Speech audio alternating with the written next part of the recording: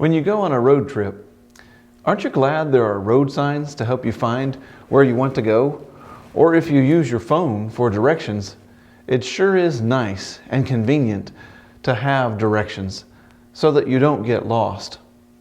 We have those things available to us because someone else has traveled those roads before and placed those signs to help us not get lost.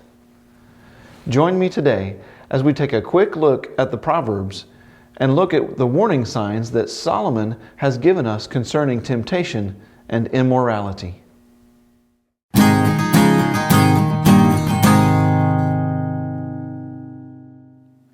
Read with me Proverbs chapter 7, verse 6 through 27.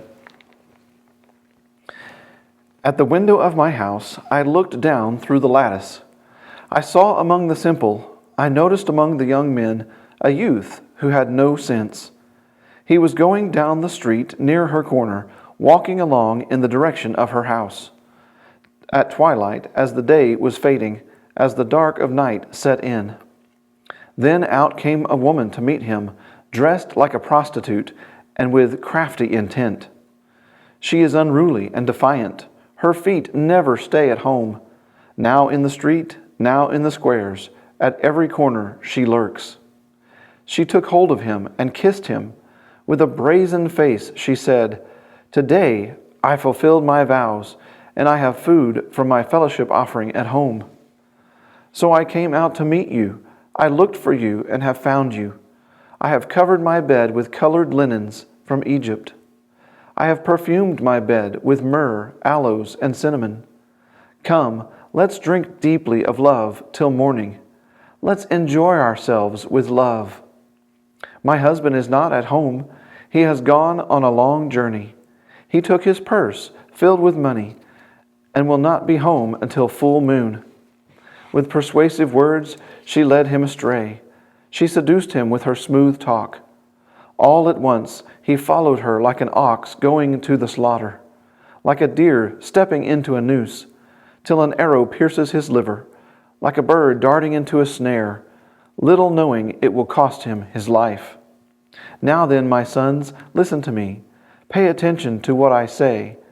Do not let your heart turn to her ways or stray into her paths. Many are the victims she has brought down. Her slain are a mighty throng. Her house a highway to the grave, leading down to the chambers of death.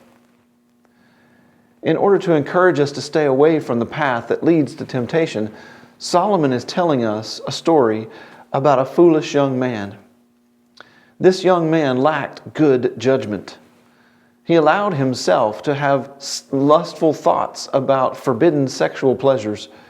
He walked down paths where immoral people socialize, and he didn't have the good sense to take his journey in the daytime so that he could see the obstacles coming. He failed to separate himself from the world and its evils. Paul quotes Isaiah when he says, "Therefore come out from them and be separate, says the Lord. Touch no unclean thing, and I will receive you." While walking this path of temptation, this young man is approached by a seductive and immoral woman.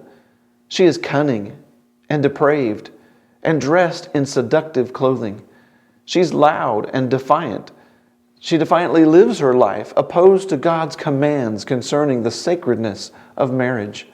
And she completely ignores Exodus 20:14, which says, "You shall not commit adultery." Not able to control her own desires, she roams the city, seeking to satisfy her passions. But the young man, he's weak, and he is seduced by the immoral woman.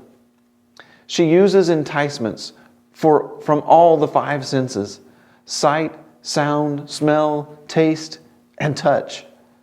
He allows her to kiss him and to pull him into her embrace. He listens to her convincing and seductive speech as she offers him a fresh meal, and appeals to his ego by convincing him that she's been looking specifically for him.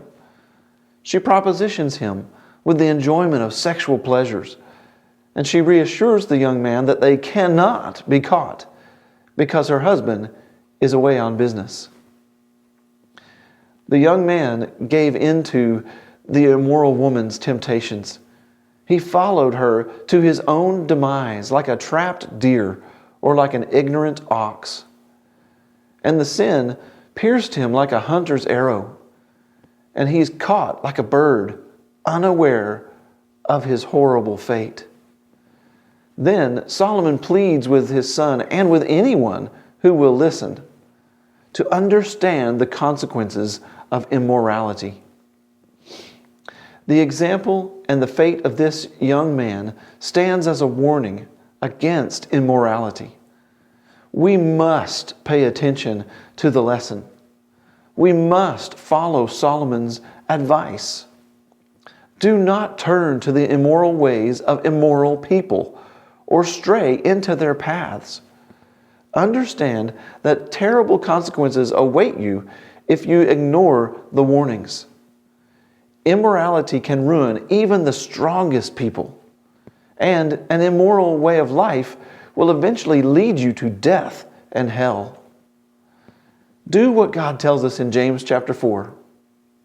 Submit yourselves then to God. Resist the devil, and he will flee from you. Come near to God, and he will come near to you. Wash your hands, you sinners, and purify your hearts, you double-minded. Humble yourselves before the Lord, and he will lift you up.